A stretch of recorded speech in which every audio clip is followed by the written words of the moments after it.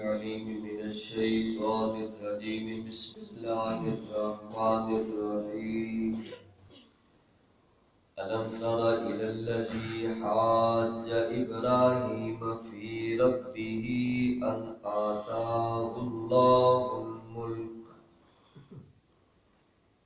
إذ قال إبراهيم ربي الذي يحيي ويميت قال أنا أحيي وأميت قال إبراهيم فإن الله يأتي بالشمس من المشرق فأت بها من المغرب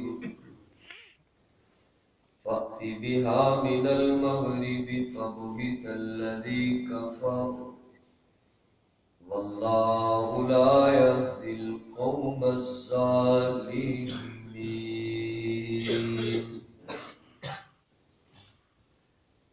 سبحان ربك رب العزة عما يصفون وسلام على المرسلين والحمد لله رب العالمين اللهم صل على محمد وعلى آل محمد كما صليت على إبراهيم وعلى آل إبراهيم إنك حميد مجيد اللهم بارك على محمد وعلى آل محمد كما باركت على إبراهيم وعلى آل إبراهيم إنك حميد مجيد۔ اللہ تعالیٰ نے فرمایا کیا آپ کو اس چیز کا نہیں پتا کہ ابراہیم علیہ السلام سے ان کے رب کے بارے میں وہ بندہ جھگڑا کر رہا تھا، بحث مباحثہ کر رہا تھا، ان آتاہ اللہ الملک، جس کو اللہ نے بادشاہی عطا فرمائی تھی۔ اذ قال ابراہیم ربی الذی یحیی و یمیت، جب ابراہیم علیہ السلام نے فرمایا کہ میرا رب وہ ہے جو زندہ بھی کرتا ہے اور موت بھی دینے والا ہے۔ قال انا احیی و امیت، بادشاہ بھی کہنے لگا کہ میں بھی زندہ کر سکتا ہوں، میں بھی مار سکتا ہوں۔ قال ابراہیم فإن اللہ یأتی بالشمس من المشرق، حضرت ابراہیم علیہ السلام نے فرمایا بے شک میرا اللہ وہ ہے جو روزانہ سورج کو مشرق سے نکالتا ہے۔ فأت بہا من المغرب، تیری طاقت ہے تو آج تو مغرب سے نکال کر دکھا۔ فبہت الذی کفر، اس وقت کافر حیران رہ گیا اور لاجواب ہوا۔ واللہ لا یہدی القوم الظالمین، اور اللہ تعالیٰ ایسے ظالموں کو ہدایت نہیں عطا فرماتے۔ حضرت ابراہیم خلیل اللہ علیہ السلام جو جلیل القدر پیغمبر ہیں، اللہ نے نبیوں میں ان کو بڑا بلند مقام عطا فرمایا، اپنا خلیل بنایا اور دنیا کا امام بنایا۔ حضرت ابراہیم علیہ السلام عراق کے علاقہ میں تشریف لائے، بغداد سے 100 کلومیٹر کے تقریباً فاصلے پر ان کا شہر بابل تھا۔ البابل شہر کے اندر حضرت ابراہیم علیہ السلام پیدا ہوئے۔ اسی مقام پر وہ بادشاہ بھی تھا جس کا نام نمرود تھا۔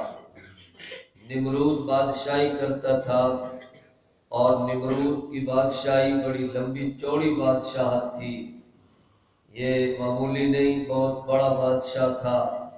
ربوبیت کا دعویٰ یہ بھی کرتا تھا، یہ کہتا تھا کہ مجھے اپنا رب کہو، اور لوگ آتے تھے جو تفسیر ابن کثیر جو پرانے سن 600 ہجری والے یا اس سے کم و بیش آگے پیچھے والے، وہ مفسر قرآن اور اس طرح کے اور تاریخ دان، وہ حضرات ایسے واقعات کو تحریر فرماتے ہیں انہوں نے لکھا کہ حضرت ابراہیم علیہ السلام اس زمانے میں آئے، یہ نمرود اپنے آپ کو رب کہلاتا تھا، لوگ اس کے پاس آتے تھے جو بھی مسائل لے کر یا ملنے کے لیے، پہلے سجدہ کرتے پھر اس کے بعد اپنی گفتگو کرتے۔ حضرت ابراہیم علیہ السلام بھی اپنے کام سے آئے، بیان کرنا ہوگا، سمجھانا ہوگا، اب اس غرض سے آئے، لیکن یہ پیغمبرانہ شان سے آئے، یہ نبی تھے، اللہ کے خلیل تھے۔ اللہ تبارک و تعالی نے ان کو عظیم سمجھ اور بہترین رشد و ہدایت کا اعلیٰ مقام عطا فرمایا۔ اللہ رب العزت نے ان کو ایک خوبصورت زندگی، جس کے بارے میں قرآن کریم نے بھی بتایا کہ ہم نے ابراہیم علیہ السلام کو پہلے ہی سمجھ عطا فرما دی تھی۔ نبوت کا اعلان تو بعد میں ہوتا ہے، پہلے ہی اللہ تعالیٰ بڑی بصیرت، بڑی سمجھ عطا فرماتے ہیں۔ حضرت ابراہیم علیہ السلام کو بڑی اعلیٰ قسم کی اللہ نے سمجھ عطا فرمائی۔ چنانچہ جب یہ بادشاہ کے پاس گئے، سجدہ نہ کیا۔ اب سجدہ نہ کیا تو اس نے پوچھا، آپ آئے ہو، آپ نے کیوں نہیں سجدہ کیا؟ ابراہیم علیہ السلام نے کہا، ہم سجدہ اس کو کرتے ہیں جو ہمارا رب ہے، اللہ ہے، ہم تو اسی کو سجدہ کرتے ہیں۔ حضرت ابراہیم علیہ السلام نے جب یہ کہا، وہ کہنے لگا، رب تو میں ہوں، میں کر سکتا ہوں، مجھے سارے لوگ اپنا رب مانتے ہیں، آپ نے کیوں نہیں سجدہ کیا؟ آپ نے کیوں نہیں رب مانا؟ رب کون ہے تیرا؟ ابراہیم علیہ السلام نے اصل اللہ کا ہی تعارف کروانا تھا۔ ان کو کہا بادشاہ کو کہ میرا رب وہ ہے جو موت اور حیات کا مالک ہے۔ وہ ایک دلیل پیش فرما دی۔ حضرت ابراہیم علیہ السلام نے بڑی مضبوط دلیل دی ہے، لیکن بادشاہ کا دماغ کا ایسا کوئی عجیب تھا، اس نے کہا یہ تو کام میں بھی کر سکتا ہوں۔ چنانچہ اس نے ایک مجرم کو بلایا، بری کر دیا، اور بے گناہ کو بلایا، سزا دے دی اور اس کو مار دیا۔ اب مروا دیا، وہ مارا گیا، کہنے لگا، دیکھا ہے میں موت و حیات کا مالک ہوں نا۔ ابراہیم علیہ السلام بڑے حیران، انہوں نے حقیقت تو سمجھائی کہ حقیقت یہ ہے کہ بے جان چیزوں کو جاندار بنانا یہ اللہ کا کام ہے، اور موت کا فیصلہ اسی کے حکم سے ہوتا ہے، اور وہ حکم فرما دے تو موت آ جاتی ہے، کسی بھی ذریعہ سے ہو سکتی ہے۔ یہ موت و حیات کا مالک ہونا یہ کوئی ملکیت نہیں ہے، یہ تیرا ایک آرڈر چلا، اس ناجائز کو مارا، یہ بھی ظلم ہوا، مجرم کو چھوڑا، وہ بھی جرم ہوا، تو دونوں طرف مجرم ہی مجرم بن گیا۔ حضرت ابراہیم علیہ السلام نے اس کو سمجھایا کہ اللہ وہ ہے جو موت و حیات کا مالک ہے، اس بات کو سمجھو۔ اب یہ بات تو سمجھا دی، پھر حضرت ابراہیم علیہ السلام نے ساتھ ہی دوسری بات فرما دی، فَإِنَّ اللَّهَ يَأْتِي بِالشَّمْسِ مِنَ الْمَشْرِقِ، سورج روزانہ دیکھتے ہو نا مشرق سے نکلتا ہے، یہ ہمارا رب لاتا ہے، یہ ہمارے پروردگار لاتے ہیں، جس کو ہم کہتے ہیں وہ رب ہے، اس کا نام اللہ ہے، وہ سب کا معبود ہے، وہی سب کا پیدا کرنے والا، وہی سب کی زندگی اور موت کا مالک ہے۔ ہم اس کو اللہ کہتے ہیں، وہ روزانہ مشرق سے نکال رہا ہے، تیری طاقت ہے تو مغرب سے نکال کر دکھا۔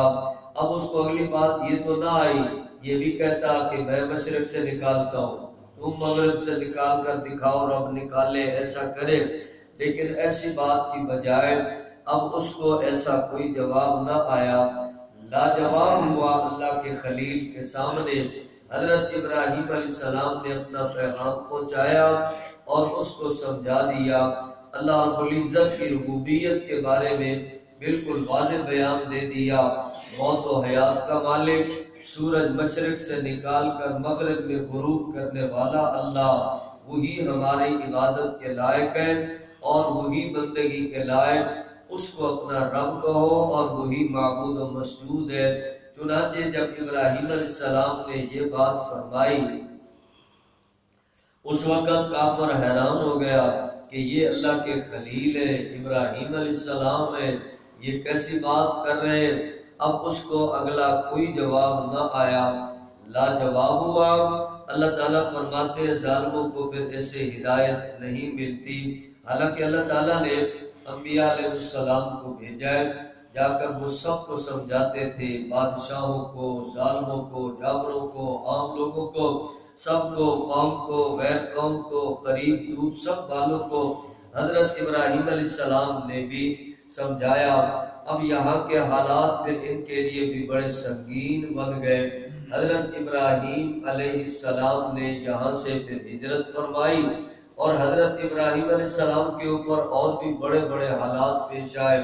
وہ واقعہ بعض حضرات کہتے ہیں شاید پہلے آ گیا تھا، بعض کہتے ہیں نہیں اس کے بعد بھی شاید آیا ہو کہ ان کو آگ میں ڈالا گیا، آگ میں بھی اللہ تعالیٰ نے ان کے اوپر باغ بنایا، حضرت ابراہیم علیہ السلام سلامت رہے۔ چنانچہ یہاں انہوں نے بڑا سمجھایا، بادشاہ بھی ایمان نہ لایا اور بھی ایمان نہ لائے۔ فآمن لہ لوط، اللہ فرماتے ہیں صرف لوط ان کے بھتیجے تھے، وہی ان پر ایمان لائے۔ اللہ رب العزت نے ان کو پھر نبوت بھی عطا فرمائی، ان کو اس علاقے میں یعنی وہ بھیج دیا گیا۔ حضرت ابراہیم علیہ السلام یہاں سے فلسطین سے پھر وہاں اس مقام پر جہاں بیت اللہ شریف ہے وہاں اپنے بیٹے کو، بیوی کو چھوڑا۔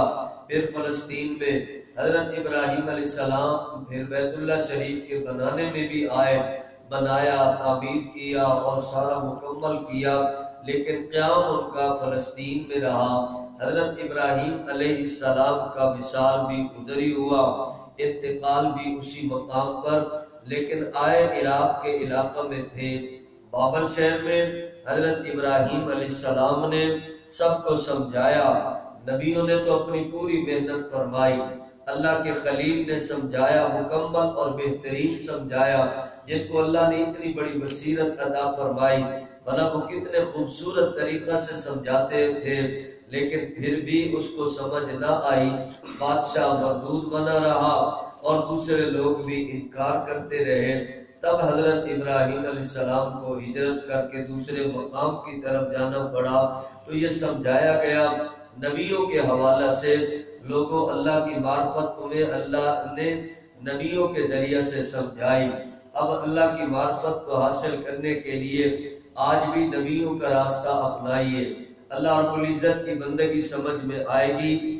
آج بھی انبیاء علیہ السلام کی باتیں کی جائیں گی، اور حضور اکرم صلی اللہ علیہ وسلم ہمارے نبی جن کے یہ دعا حضرت ابراہیم علیہ السلام نے آنے کی تھی، اللہ رب العزت نے آخری نبی کو بھیجا اور وہ آخری نبی آئے، انہوں نے بھی آ کر اللہ کا تعارف کروایا، رب کی بندگی کے راستے پہ لگایا۔ یہ عبادت، یہ بندگی، یہ اپنا نہیں، یہ انہی کا طریقہ بتایا ہوا رحمت عالم صلی اللہ علیہ وسلم کا انداز اور بیان اور وہی تعلیمات جاری اور ساری ہے۔